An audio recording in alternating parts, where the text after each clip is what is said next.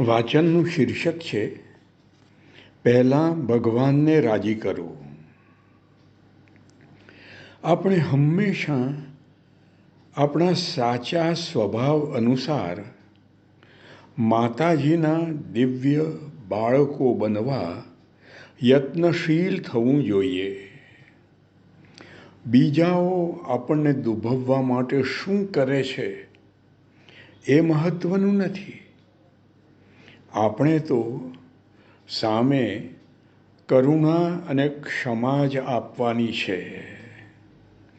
જો આપણે આનું આચરણ કરીશું તો બીજાઓના આપણા તરફના દુર્ભાવોને બદલી શકીશું.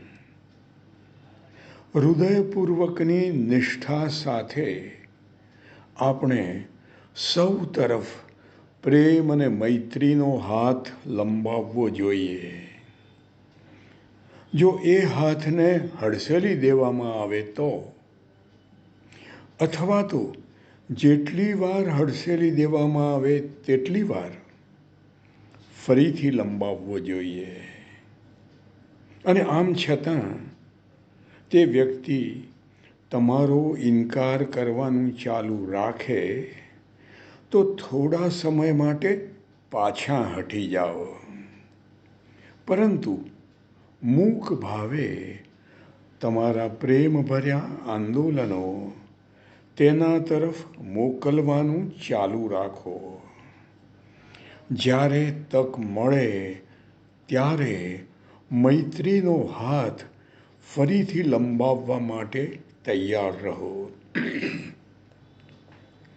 સાચું વલણ છે એસીસીના સંત ફ્રાન્સિસે ઉલ્લેખેલી પેલી દિવ્ય નમ્રતા.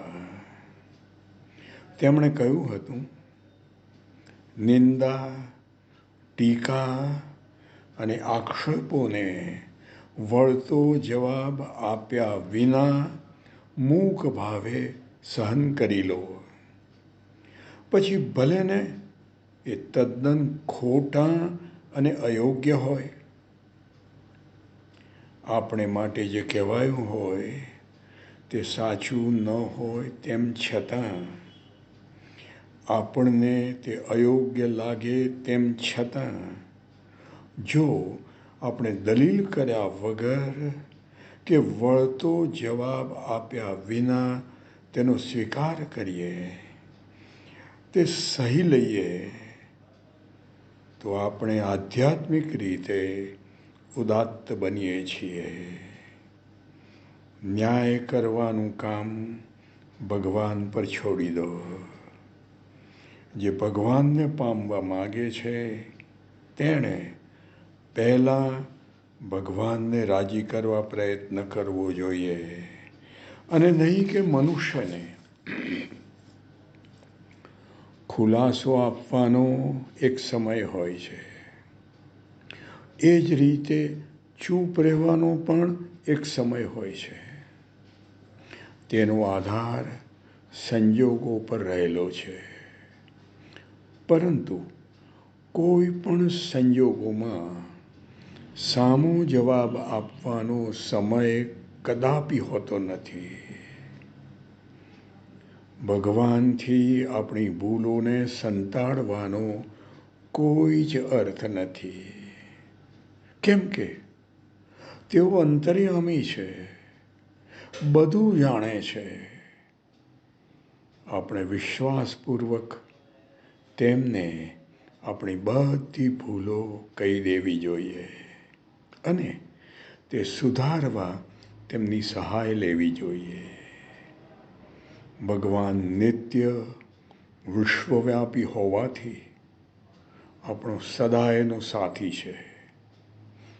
તેથી આપણે આપણા ભાવો તેમને મુક્તપણે જણાવી શકીએ છીએ.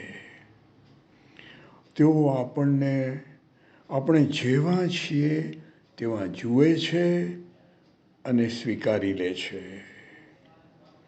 તેમના વિના આપણે કંઈ જ નથી એમ આપણે જાણતા હોઈએ ત્યારે આપણા પોતાના વિશે આપણે અહંકારી કેવી રીતે થઈ શકીએ?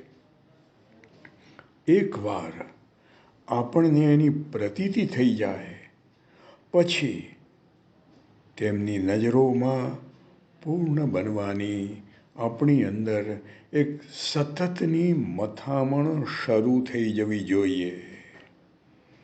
જે મનુષ્ય પોતાની જાતથી સંતુષ્ટ થઈ જાય છે તે આધ્યાત્મિક રીતે પ્રગતિ કરતો અટકી જાય છે. અહંકારી આત્મસંતોષ સર્વોચ્ચ દિવ્ય આત્માની વિરુદ્ધ કરવામાં આવેલું પાપ છે. જે કોઈ મનુષ્ય આત્મસુધારણા માટે પ્રયત્ન કરતો બંધ થઈ જાય છે તેનું આધ્યાત્મિક કદ વામણું થઈ જાય છે. જ્યારે પણ આપણે ખોટા હોઈએ ત્યારે આપણે કબૂલી લેવું જોઈએ. આપણે હંમેશા એમ ન વિચારવું જોઈએ કે આપણે જ સાચા છીએ. એમ કરીએ તો આપણે આપણી જાત સાથે પ્રામાણિક નથી. આપણે અમુક વસ્તુને સાચી માની લઈએ છીએ એ હકીકત તે વસ્તુને અનિવાર્યપણે સાચી બનાવી દેતી નથી. જો કોઈ આપણને દર્શાવે કે આપણે ખોટા છીએ તો આપણે બદલાવા માટે હંમેશા તૈયાર રહેવું જોઈએ. આ રીતે આપણે વિકાસ પામીએ છીએ અને સમજણ પ્રાપ્ત કરીએ છીએ. આપણે શા માટે ભૂલ કરી તેના લાંબા ખુલાસા સાવ જ બિનજરૂરી છે. આપણે માત્ર એટલું જ કહેવું જોઈએ, હું ખૂબ દિલગીર છું. હું તમે કહ્યું તે રીતે સમજી શક્યો નહોતો. ઓમ.